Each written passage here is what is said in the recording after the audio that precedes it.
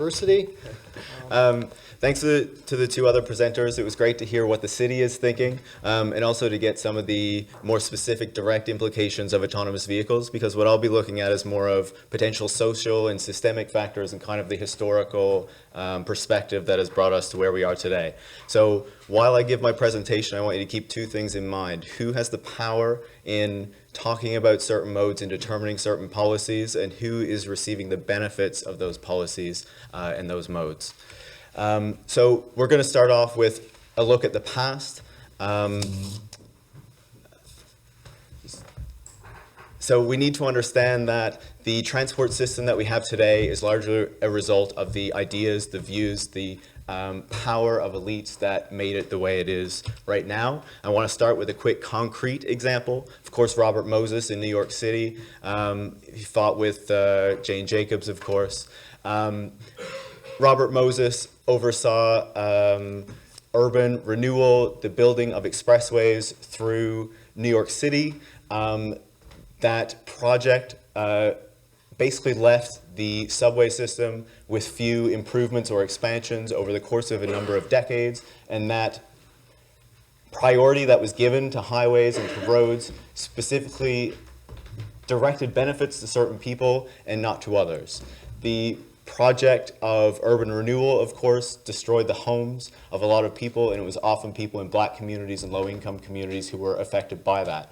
When Robert Moses built these expressways, he ensured that the overpasses were built so that public buses couldn't go underneath them, so that people who were black and in low-income communities who relied on transit couldn't get out to the beaches, but only drivers could. When he built parks in black communities, he ensured that they were difficult to access. When he built pools, he ensured that the water temperature was lower so it was less comfortable to use them, okay? So the decisions that are made can really impact the way that different people experience the city. Often the things that we talk about today are not so explicitly racist, but they can still affect people in different ways if we don't really consider the effects that they can have. So if we go back a little bit before Robert Moses and we look at the adoption of the automobile, we need to understand that the transition to automobility was a contested process. It was not one that people were completely fine with at the time. It was pushed by elites in the face of fierce opposition by residents in the cities where it happened. And the people who pushed back the most were often women and minorities. Women, of course, because all of a sudden their kids were being run down in the streets by automobiles that weren't there before. And of course, in order to make people accept these automobiles that were now killing people and taking the streets that were previously public space, they needed to change the perception of who could use the roads. So people who walked in the streets now were jaywalkers, where before they could use them no problem. Now all of a sudden they were relegated to the sides and the streets were for cars. We need to understand that the automobile was a luxury product. It promised that people could go faster than anyone else if they used an automobile, but when the automobile becomes a mass product, that promise does not work the way it did in the past, because everyone then goes as slow as the slowest car and driver. But cars had to be made compulsory then, because the automobile industry still wanted to make massive profits from selling cars to everybody. And the changing of the urban form had already happened. So then the alternatives had to be taken away. Transit had to be made less efficient, less accessible. Money needed to be directed into automobiles instead of transit. Bikes became more dangerous to use, and cities were made so that they were no longer walkable. You needed to have a car in order to get around. And of course, the state played a huge role in letting this happen. Of course, when we think about the changing of perceptions, the state played a role in that. The automobile companies played a role in that. Engineers, planners, all played a role in that. It was an elite-driven process to change the minds of the masses, right? So the state, of course, I know we're talking a bit about Canada. What I focus more on is the United States. So if you look down south, we can see that the New Deal, of course, invested a lot into roads, into bridges, into airports. It also created the Federal Housing Authority, which started to incentivize and subsidize the suburbanization of the country. But who benefited from that subsidy, from suburbia? It was often white people, right? White middle-class folks. Because the FHA drew out maps and colored different areas. The areas that were suburban areas were colored in green. That's where you could get access to mortgages, because before this time, Mortgages had to be paid back really quickly. They required a huge deposit. It's these decade-long mortgages that only came about as the result of the FHA in Canada, probably the CMHC. Black people, of course, couldn't benefit from this because the areas in the inner cities where black people lived were colored in red. They were redlined. They did not have access to the mortgages, so they couldn't benefit. And then over the course of the 20th century, people build wealth from housing. White people build that wealth because they were able to buy housing. Black people were not, right? 1956, there's the building of the interstate highway system, which promotes automobility, the build-out of this system, and it takes money away from the alternatives, from trains, from transit, from all these other modes. It costs $500 billion. So think about today, when we talk about building high-speed rail or making a massive investment in transit, and people say, oh, how are you going to pay for it? Well, we paid for the highways, right? Well, the Americans did in that case, but we paid for the Trans-Canada Highway as well. 1986, of course, tax reform. We also need to consider how these incentives can also change it. The top rate was cut, but there were also a number of subsidies and tax credits that were switched around to take incentives away from apartment construction and put them in the single home construction. Put them in the ownership instead of rental. So that changes the way that cities are built. There are also subsidies and bailouts for automakers, tax credits for vehicles, right now for electric vehicles. Free parking across the world is a subsidy for drivers. And we also need to think about the billions that are spent to subsidize fossil fuels, not just directly in the extraction and the exploration for fossil fuels, but also for the wars to protect our access to fossil fuels abroad. So when we think about the role of elites in making this system, we need to understand that we live in a system of capitalism and that in the West, automobility is explicitly tied to capitalism through the American dream, through freedom, through all these narratives that were promoted. Mark Fisher writes that capitalism creates a pervasive atmosphere, conditioning not only the production of culture, but also the regulation of work and education, and acting as a kind of barrier constraining thought and action. So when we live within this system, it becomes really difficult to imagine an alternative. When we live within capitalism, it becomes difficult to imagine an alternative, but I would argue that since we live in automobility, it also becomes difficult to imagine a different way to build our cities to get around them. Then Jarrett Walker, the transit planner, I feel like he kind of brings this idea into transportation when he talks of elite projection, which is the belief among relatively fortunate and influential people that what those people find convenient or attractive is good for the society as a whole. But he argues that even if they're successful, they will find that even the elite minority won't like the result in the end. If they push cars on all of us, if they push autonomous vehicles on all of us, they might find it doesn't work out as well, and they'll also not be happy. But they think that that is what's going to work because their experience of the world makes them believe that that's going to work for everybody. So just quickly, the effects of automobile dependence. It creates, of course, high public costs for maintenance and service delivery, a significant death toll, negative health effects from sedentary living and sprawl, large environmental footprint in terms of emissions, but also taking away our green space by building all these roads, and an inequitable transport system and development patterns. Now, if we move forward to look at the ideas for transportation today, obviously we can't get into all of them. The focus is on autonomous vehicles. And when we think about autonomous vehicles, they're often positioned as electric, as shared with your app to call it, and autonomous. But if we look at electric vehicles, the promise is that they will reduce transportation emissions, right? Fantastic. But there are a lot of aspects of electric vehicles that are not discussed when we talk about the role that they'll play in our system. One of the huge things is the role of mining, of minerals and metals. If we switch from the internal combustion engine to electric vehicles, we switch from one extractivism, an extractivism of fossil fuels, to an extractivism of minerals and metals that come from often the global south, right? Outside of the West, so we don't really see it, even though we're benefiting.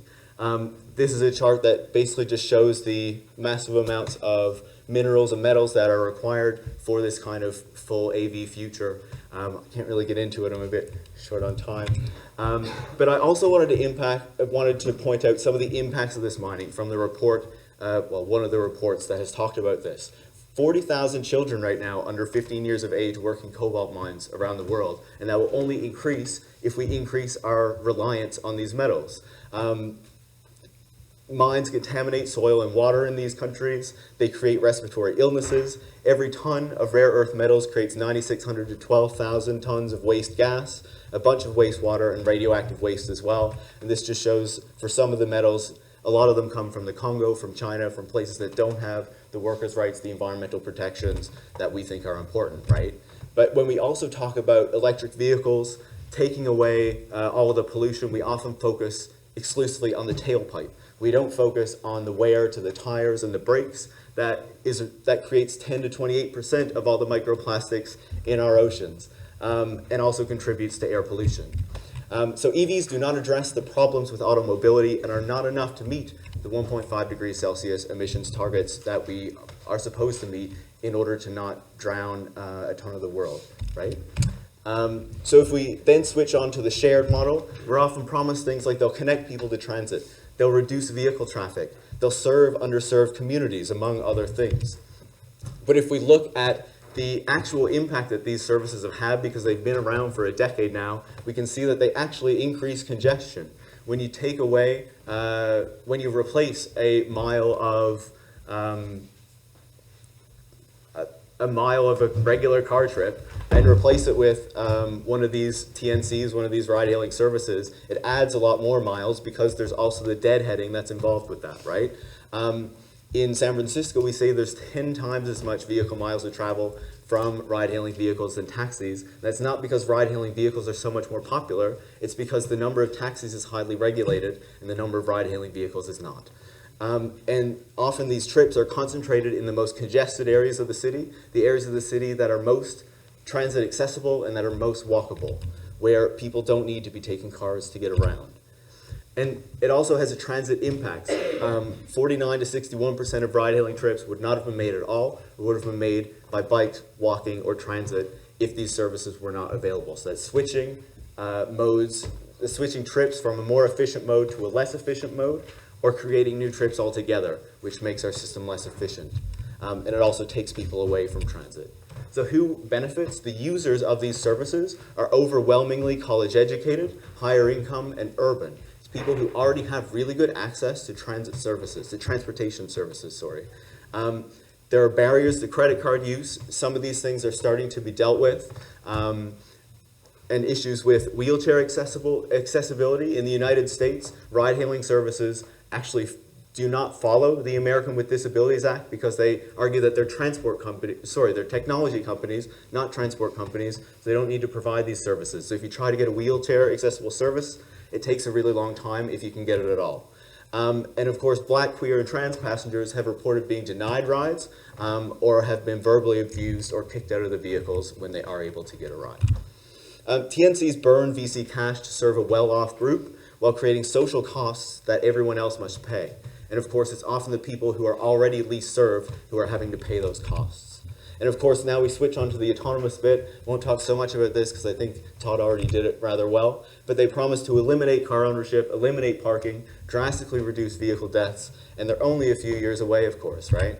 But of course, we've had a wake-up call. Last year, an Uber self-driving vehicle killed Elaine Herzberg in Tempe, Arizona. Leaks afterwards showed that the self-driving team was under pressure to get these vehicles out quicker than they had to be, right? Because they wanted to catch up. The NTSB report that came out after showed that emergency braking was disabled to reduce erratic vehicle behavior, so the vehicle wouldn't just stop because it might have noticed things. And of course, the new report that came out 2 days ago showed that the vehicle was not programmed to include a consideration for jaywalking pedestrians. It would consider pedestrians might cross in a pedestrian area, but if they crossed anywhere else, it wasn't looking for pedestrians. So that's why it couldn't identify a lane and couldn't think to stop. Of course, after this happened, people all across the industry started to admit that, these services are actually going to take a lot longer to come out. The Waymo CEO said autonomy will always have constraints and it'll be decades before they come out. Similar statements have been made by VW, GM, Ford, and a number of other companies. And of course, there's also a malware risk with this. These companies need to drive around cities connecting to other vehicles and other infrastructures. At that time, malware can be transferred along with the data. There's no evidence that wealthy people or any groups could protect themselves better than others. However, if we're relying on human on algorithms that are biased because they're created by humans, as Orly talked about earlier. They could still cause AVs to avoid low-income areas, minority areas, because they're perceived to be places where there might be a higher risk, even if they're not actually. And even if you try to say algorithms are unbiased, we can already see these things happening with predictive policing algorithms and all that in our cities. AVs are decades away and will likely have many negative impacts not being considered if they are actually adopted. So what we need to do is really focus on getting rid of cars in our cities. Equity requires challenging automobility, not wishful thinking that new technology will suddenly solve all of its problems. Equity requires challenging elite visions of mobility in the city and refocusing on the needs of those at the bottom. Equity requires focusing on what we know works, not getting distracted by flashy PR campaigns. So are we going to just rely on cars in the future, slightly tweaked with new technologies, or are we going to refocus the city on people? Thank you.